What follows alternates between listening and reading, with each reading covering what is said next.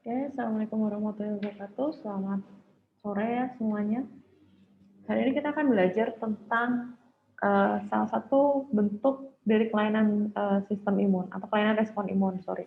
Nah, kelainan respon imun ini ada tiga ya sebenarnya, ada reaksi hipersensitivitas, kemudian ada eh, reaksi autoimun dan imunodefisiensi. Kalau hipersensitivitas itu berarti responnya itu berlebihan gitu ya. Kalau autoimun, jadi imun kita itu tidak bisa membedakan yang mana self dan yang mana non self.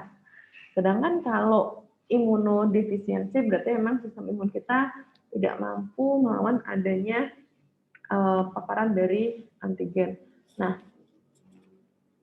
jadi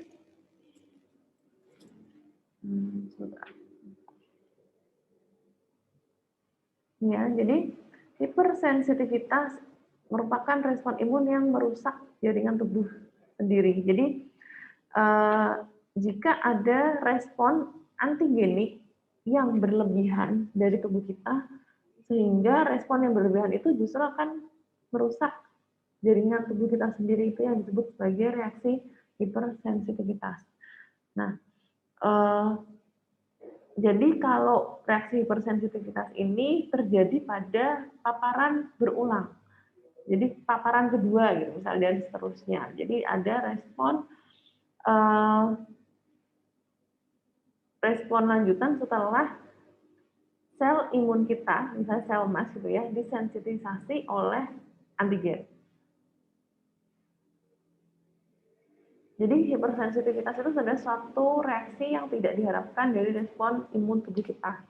Nah, menurut Com and Gale membagi reaksi hipersensitivitas menjadi 4 tipe, yaitu yang pertama reaksi hipersensitivitas tipe 1 atau biasa kita kenal sebagai reaksi anafilaktik, kemudian ada reaksi hipersensitivitas tipe 2 atau biasa kita kenal sebagai reaksi sitotoksik, kemudian ada reaksi hipersensitivitas tipe 3 atau biasa kita sebut sebagai reaksi kompleks imun, dan reaksi hipersensitivitas tipe 4 atau biasa kita kenal sebagai reaksi tipe lambat. Lalu kita bahas satu persatu. Reaksi hipersensitivitas tipe 1 atau biasa disebut sebagai tipe reaksi anafilaktik ya, dia tipenya cepat. Nah, kenapa tipenya cepat? Ya memang karena terjadinya cepat ya. Jadi 15 sampai 30 menit setelah terpapar antigen, kadang bisa melambat 10 sampai 12 jam. Nah, reaksi hipersensitivitas tipe 1 ini diperantarai oleh IgE. Nah, jadi jadi faktor terpenting pada terjadinya reaksi anafilaktik adalah adanya IgE, imunoglobulin E. Nah, ketika ada alergen yang masuk, maka sel-sel kelenjar limfoid kita akan memproduksi imunoglobulin E.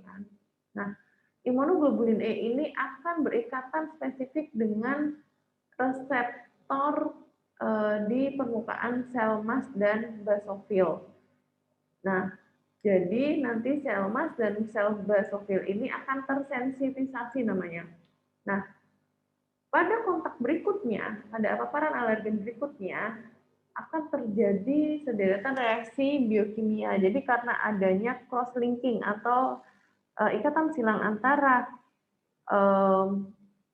imunoglobulin E dengan antigen, maka akan memicu sederetan reaksi biokimia yang nanti akan menyebabkan fusion atau fusi meleburnya si granul-granul di dalam sel emas dan basofil. Dia akan fusi dengan membran sel dan menyebabkan degranulasi. Degranulasi itu adalah pelepasan isi dari granul-granul yang terdapat di dalam sel emas dan basofil. Nah, degranulasi ini yang akan melepaskan mediator-mediator inflamasi seperti histamin, leukotrien, dan sitokin, sehingga nanti akan timbul reaksi alergi. Nah, gejalanya itu bisa ringan gitu ya, ada ketidaknyamanan, tapi bisa sampai menyebabkan kematian atau fatal. Kenapa? Karena bisa terjadi secara sistemik. Nah, berat ringan gejala itu dipengaruhi oleh antibodi IgE, kemudian jumlah alergen, kemudian faktor-faktor lain yang dapat meningkatkan respon. Jadi adanya infeksi berulang misalnya atau adanya polutan. Nah, urutan kejadian reaksi tipe 1 itu yang pertama ada fase sensitisasi. Jadi fase sensitisasi itu waktu yang dibutuhkan untuk pembentukan imunoglobulin E sampai dia nanti terjadi cross-linking atau ikatan silang oleh reseptor spesifik FcIR yang terdapat pada permukaan sel mas dan basofil. Kemudian ada fase aktivasi, yaitu waktu yang diperlukan antara pajanan ulang dengan antigen yang spesifik dan sel mas maupun basofil melepaskan isinya atau degranulasi tadi yang berisikan granul dan akan menimbulkan reaksi alergi. Nah, hal ini terjadi karena ikatan silang antara antigen dengan IgE. Kemudian ada fase efektor, di mana terjadi respon yang kompleks atau anafilaksis sebagai efek mediator-mediator yang dilepaskan oleh sel mas atau basofil dengan aktivitas farmakologik. Jadi ketika kontak pertama, alergen itu akan menstimulasi sel B untuk memproduksi antibodi yaitu imunoglobulin E. Nah, IgE ini akan masuk ke dalam vaskuler dan berikatan dengan reseptor di sel mastofit dan basofil. Sehingga sel mastofit atau basofil menjadi tersensitisasi. Nah, ketika ada kontak ulang atau paparan selanjutnya, alergen itu akan berikatan dengan IgE yang berikatan dengan antibodi di sel mastosit tadi atau basofil, sehingga menyebabkan merangsang terjadinya fusion granul, proses degranulasi, sehingga dari granul yang pecah itu akan keluar mediator-mediator inflamasi primer dan sekunder. Nah, mediator-mediator inflamasinya itu ada histamin, serotonin, ya misalnya histamin. Dia akan meningkatkan permeabilitas pembuluh darah dan kontraksi otot polos. Kemudian misalnya leukotriene ini bisa meningkatkan permeabilitas pembuluh darah dan kontraksi otot polos. Kemudian ada prostaglandin bisa menyebabkan vasodilatasi pembuluh darah, aktivasi platelet, dan kontraksi otot polos. Oke, ini yang tipe 1 tadi. Jadi ketika ada alergen, di sini dicontohkan sebagai polen atau serbuk sari. Jadi si basofil dan eosinofil sel mas itu memang banyak terdapat di sel epitel saluran nafas. Jadi emang akan cepat bereaksi ketika dia terhirup gitu ya. Nah, makanya pada reaksi tipe 1 ini memang kebanyakan contoh kasusnya adalah pada kejadian alergi-alergi sistem pernafasan, misalnya pada asma, kemudian rinitis, itu contoh reaksi tipe 1. Nah, ketika ada alergen masuk ke dalam masuk ke epitel saluran nafas, maka akan memicu sel B sel ya, memicu sel B untuk menghasilkan imunoglobulin E. Nah, imunoglobulin E ini terkait dengan kejadian alergi biasanya ya. Nah, sel B itu akan mempresentasikan, jadi si imunoglobulin E ini akan dipresentasikan atau memang berada di permukaan sel. Kemudian ketika sudah dihasilkan, dia akan terikat oleh sel mas. Jadi dia dipresentasikan di permukaan sel mas. Nah, adanya ikatan silang antara imunoglobulin E dengan antigen tadi ya, itulah yang akan menyebabkan terjadinya reaksi biokimia di dalam sel mas. Nah, sel mas atau eosinofil dia kan di dalamnya mereka kan termasuk sel-sel granulosit ya. Jadi memang mereka mengandung granul-granul. Nah, ketika si sel mas disensitisasi akan ada proses degranulasi. Si granul ini akan terdorong ke membran sel dan nanti dia akan fusi. Fusi itu melebur ya dengan membran sel, kemudian degranulasi, granulnya itu pecah, menghasilkan mediator-mediator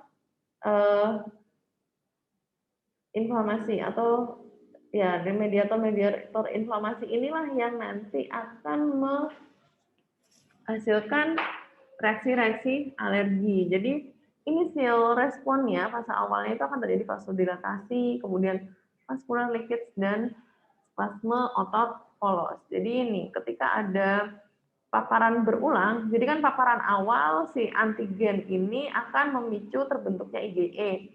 Pada paparan berulang, nah itu akan menyebabkan cross-linking, ikatan silang antara antigen atau alergen dengan imunoglobulin E yang akan menimbulkan degranulasi tadi. Nah, begitu juga pada eosinofil ya. Jadi eosinofil ketika dia teraktivasi, dia juga akan meriliskan granul. Nah, granul ini nanti kalau misalnya dia terjadi fusi, kemudian degranulasi, juga akan menghasilkan mediator-mediator inflamasi tadi. Dan late phase reaction-nya itu ada udema mukosa, kemudian sekresi mukus, kemudian infiltrasi leukosit, epithelial damage, dan bronkospasma. Ini dampaknya anafilaktosis lokal atau alergi atopik, ada batuk, mata berair, bersin, kemudian rinitis alergi, lalu terakumulasinya mukus di alveolus paru, dan kontraksi otot polos yang menyempit. Jadi dia ada bronkokonstriksi, serta kulit memerah atau pucat, gatal, urtikaria karena alergi makanan. Kemudian kalau anafilaksisnya itu terjadi sistemik, apa akibatnya gitu ya? Karena kontraksi otot polos tadi terjadi bronkospasme, maka akan terjadi kesulitan bernafas ya.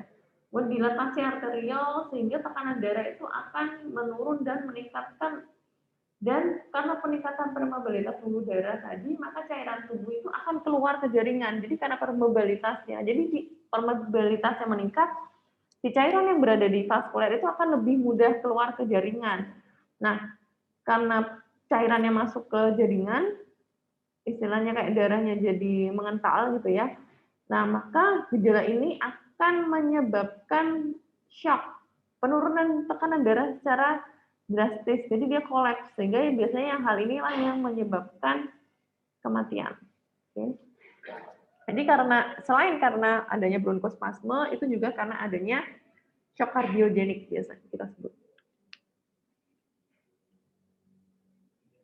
Nah, biasanya kalau pada proses shock anafilaksis gitu ya, pasti cara menghindarinya kalau dia lokal ya memang yang terbaik adalah menghindari alergennya, makanan atau misalnya debu gitu ya. Nah, bila alergennya sulit dihindari, maka bisa digunakan antihistamin untuk menghambat pelepasan histamin dari sel mastosit.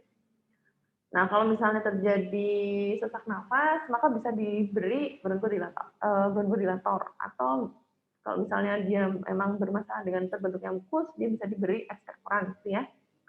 Nah, lalu bisa juga diberikan injeksi alergen secara berulang dengan dosis tertentu, secara subkutan. Jadi dosisnya biasanya rendah, kayak kita imunisasi. Jadi tujuannya apa? Untuk mensensitisasi dari sel mas tadi.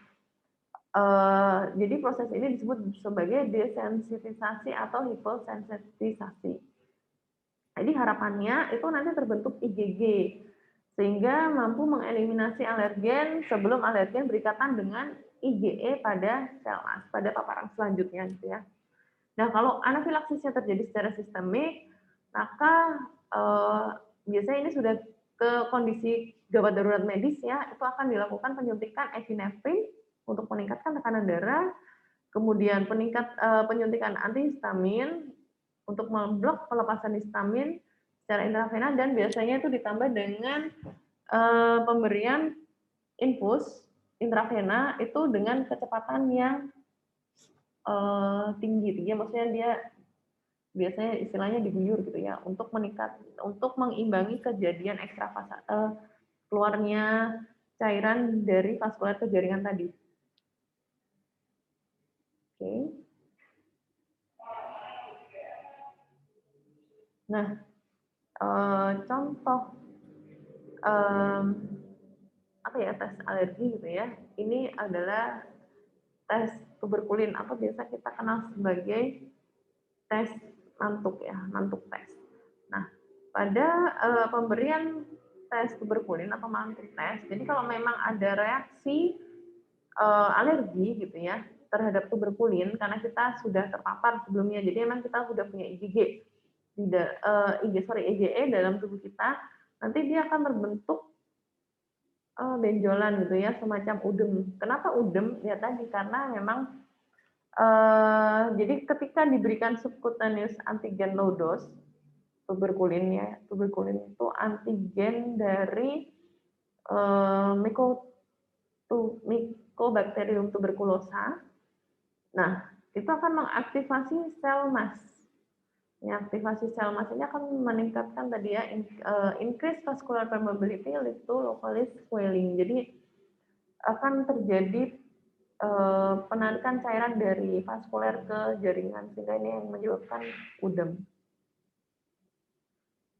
Oke, selanjutnya, bentar ya.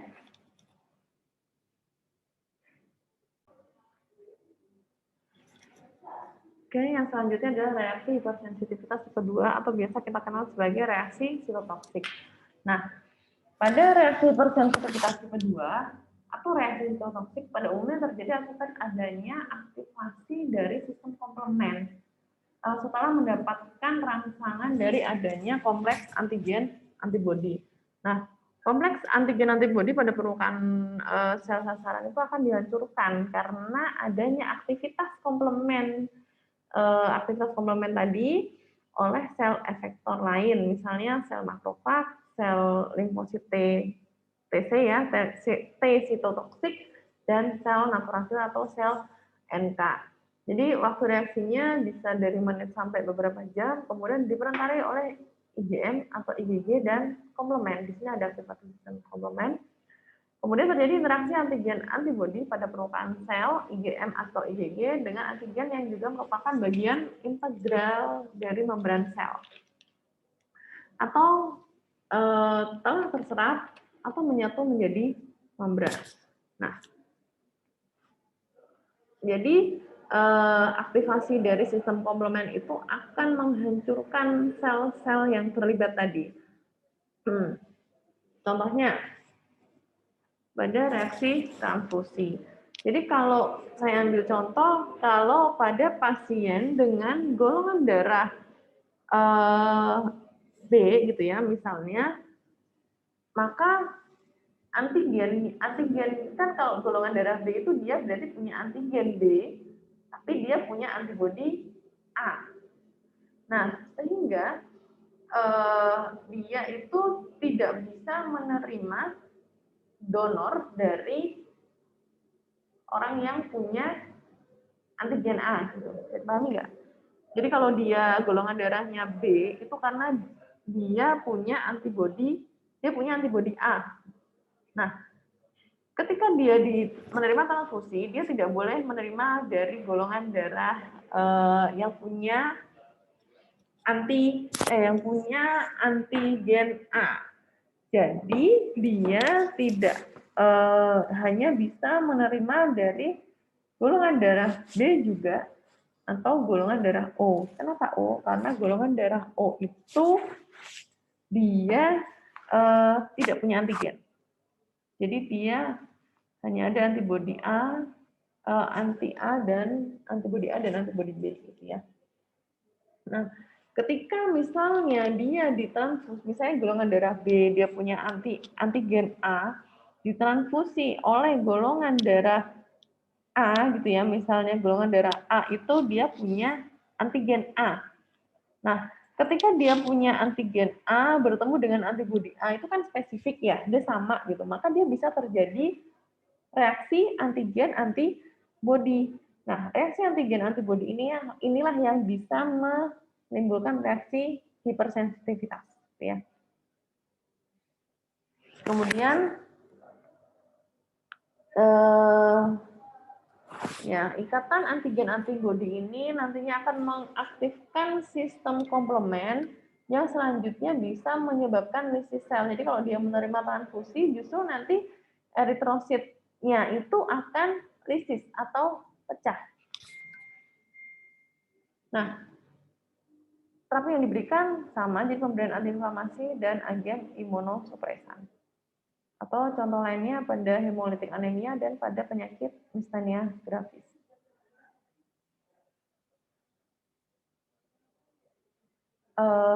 Selanjutnya, MSc lysis during type 2 hypersensitivity. Nah, jadi IgG atau IgM itu akan bereaksi dengan epitop pada sel host, membran sel host, dan mengaktifasi jalur komplement. Nah, jalur komplement inilah yang nanti akan menyebabkan lysis dari sel. Nah, ingat bahwa komplement itu dia itu kayak menandai sel, oh sel ini loh yang nantinya akan dimusnahkan, gitu ya.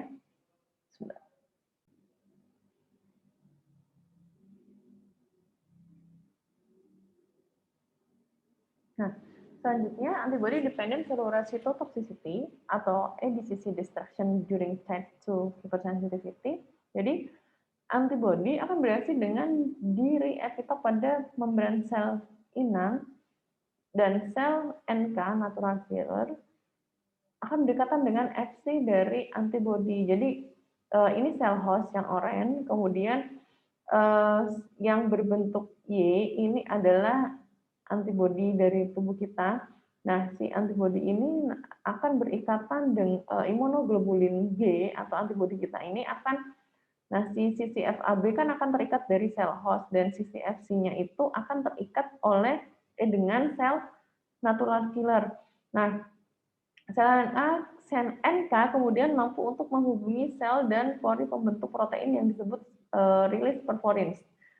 Nah, selain itu enzim proteolitik yang disebut granzyme dan chemokin. Jadi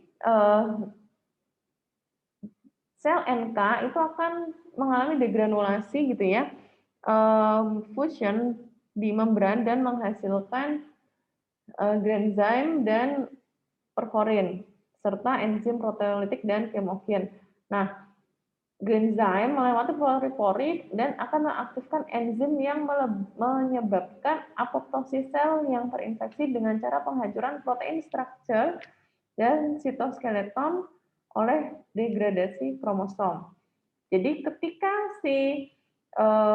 terjadi degranulasi dari sel natural killer, maka dia akan mengeluarkan perforin. Perforin itu akan membuka jalur di membran sel, kemudian si granzyme itu akan masuk. Nah, granzyme inilah yang akan menghancurkan protein struktur dari sel host yang terinfeksi tadi dan sitoskeleton dengan mendegradasi kromosom. Nah, ketika kromosomnya aja udah didegradasi gitu ya, selnya rusak, maka dia itu akan otomatis secara homeostasis itu akan ditandai sebagai sel yang rusak. Nah, selanjutnya adalah tugasnya si sel-sel fagositik. Nah, sel fagositik itu misalnya makrofag. Jadi nanti sel yang udah dirusak tadi, dimatikan ini akan difagositik oleh makrofag. Oke, jadi mekanismenya seperti itu. Nah, kadang juga perforins itulah yang bisa mengakibatkan lysis sel. Gitu ya.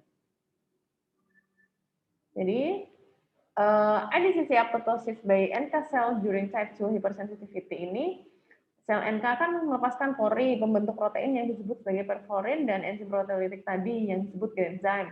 Nah, granzyme ini akan melewati pori, mengaktifkan enzim yang menyebabkan apoptosis. Apoptosis itu adalah bunuh diri di program dari sel yang terinfeksi. Jadi otomatis dia akan secara misalnya selnya rusak nih gitu ya. Jadi untuk menjaga tubuh gitu, jadi mending kita matiin sendiri gitu. Jadi dia memang prosesnya semacam bunuh diri terprogram. Nah, apoptosis terjadi ketika granzyme tertentu mengaktifkan sekelompok enzim protease yang disebut sebagai katase untuk menghancurkan struktur protein dari sel. Nah, kemudian menurunkan nukleoprotein sel dan mengaktifkan enzim yang mendegradasi DNA dari sel. Nah, sehingga sel yang terinfeksi tadi menembus masuk ke dalam membran bone fragment yang kemudian dihapus oleh fagosit, dihancurkan oleh sel-sel fagositik, oleh makrofag. Nah, jika jumlah yang sangat besar perporin dimasukkan ke dalam membran plasma dari sel tadi, maka juga bisa terjadi apoptosis. Nah, keuntungan untuk membunuh sel yang terinfeksi oleh apoptosis adalah si isi selnya itu nggak akan keluar dari sel gitu ya. Jadi memang dia udah mati baru nanti dimakan si makrofag.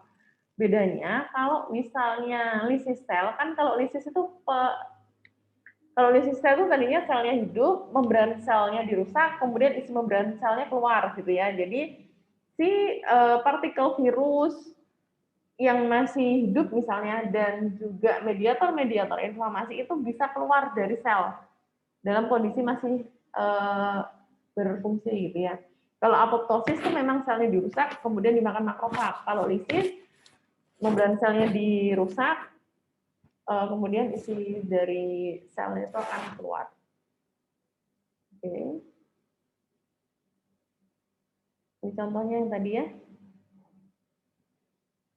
Kemudian pada reaksi transplantasi ya. Pada transplantasi itu organ yang diterima oleh penerima gitu ya, oleh pasien itu dianggap sebagai benda asing. Nah, jadi wajar ketika ada benda asing yang masuk ke dalam tubuh, maka sistem imun penerima itu akan bereaksi gitu ya. Nah, organ transplantasi ini bisa menyebabkan aktivasi sistem komplement dan neutrofil. Jadi pada pasien yang menerima transplantasi biasanya memang diberi obat imunosupresan, jadi untuk menekan sistem imunnya. Jadi biar si organ yang diterima itu nggak ditolak.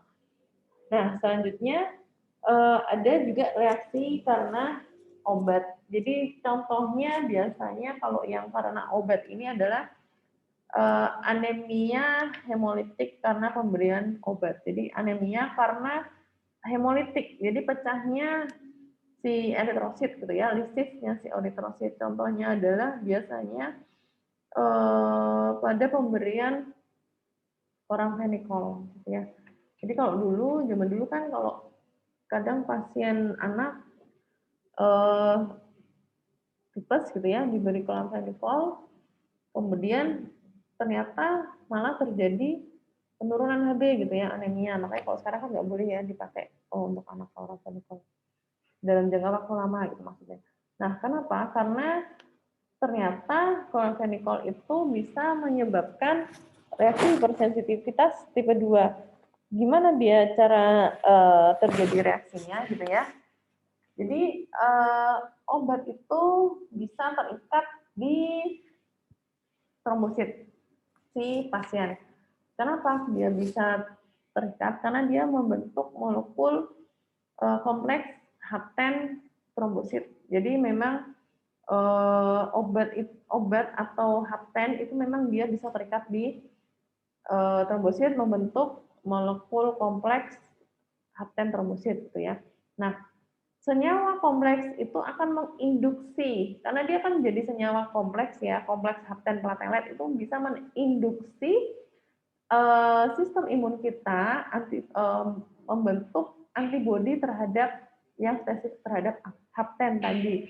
Nah, jadi ketika ada paparan selanjutnya gitu, si kompleks hapten trombosit yang udah terikat dengan antibodi itu akan mengaktifasi komplement sehingga akan menyebabkan destruksi atau lisisnya trombosit. Sehingga kalau misalnya pada kejadian penggunaan dosis yang panjang gitu ya, itu bisa memicu timbulnya namanya trombositopenik purpura. Kalau pada trombosis gitu ya. Kalau pada anemia hemolisis jadi terjadi pada eritrosit. Nah, selanjutnya reaksi hipersensitivitas tipe 3 atau biasa kita sebut sebagai tipe kompleks imun atau reaksi Artus gitu ya. Paparannya itu terjadi reaksinya bisa 3 sampai 10 jam setelah terpapar antigen, diperantarai oleh kompleks imun, antigen antibodi.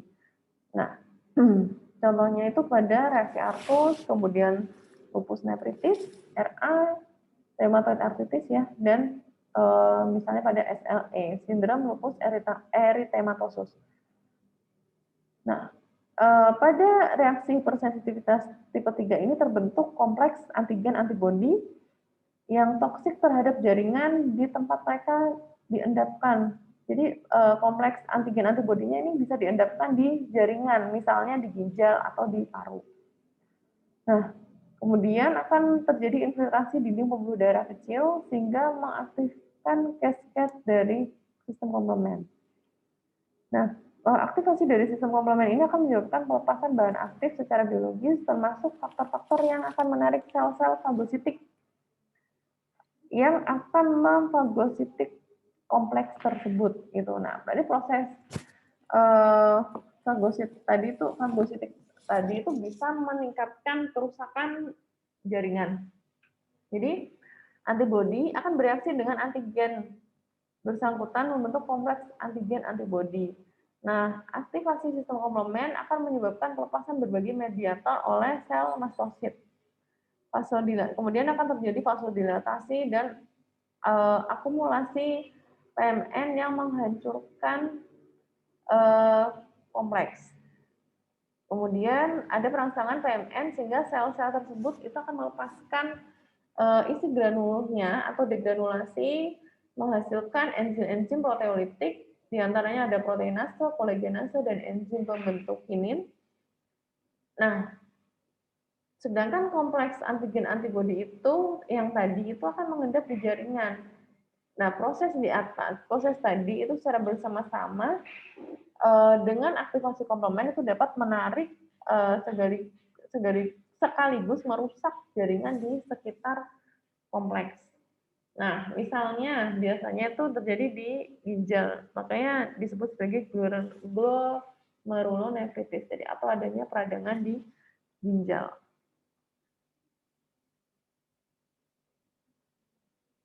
Nah, jadi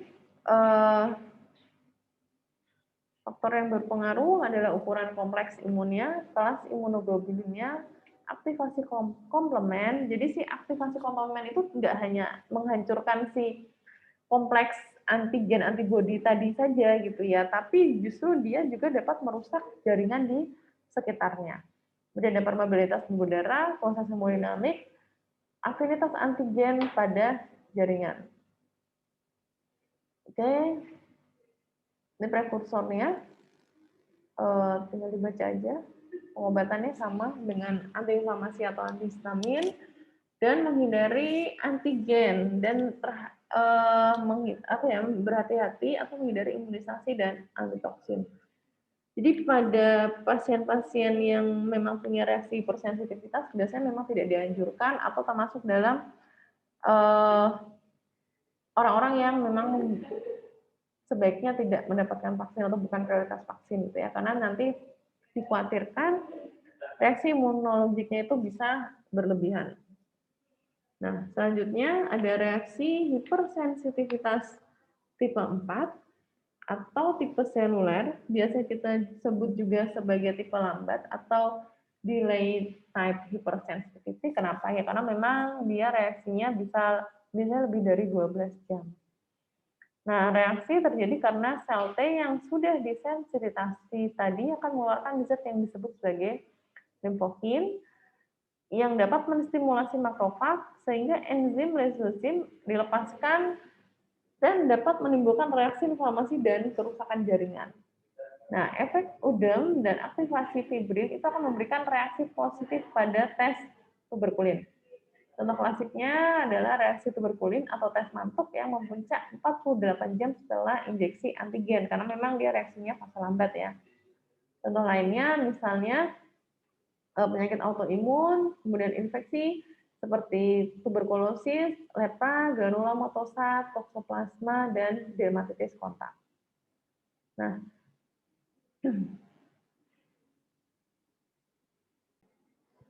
oke, pada reaksi hipersensitivitas tipe 4 atau tipe lambat ini, kenapa dia disebut sebagai tipe lambat gitu ya?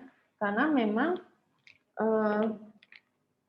umumnya itu timbulnya setelah 12 jam setelah pemaparan antigen. Itu karena disebabkan migrasi sel T dan makrofag ke tempat yang ada antigen tadi itu memang memerlukan waktu antara 12 sampai 24 jam gitu ya.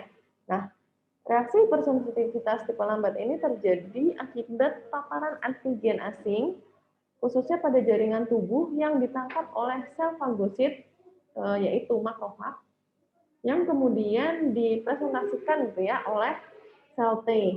Nah, terikatnya antigen melalui reseptor pada sel T dengan determinan antigen itu akan merangsang sel T untuk berproliferasi dan berdiferensiasi membentuk sel T yang matang atau sel T yang mature dan akan membentuk sel T memori.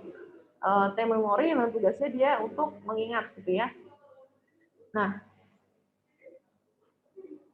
apabila seorang terpapar kembali dengan antigen yang sama, maka reaksi hipersensitivitas tipe lambat ini akan terjadi. Sel memori akan mengaktifkan sel T untuk melepaskan senyawa limfokin yang dapat merusak antigen yang berinteraksi dengan sel T. Nah, selain itu, beberapa sitokin itu dapat merangsang reaksi inflamasi yang menarik makrofag untuk bermigrasi dan menangkap serta dia akan melisiskan fagositik si sel yang terinfeksi. Nah, efek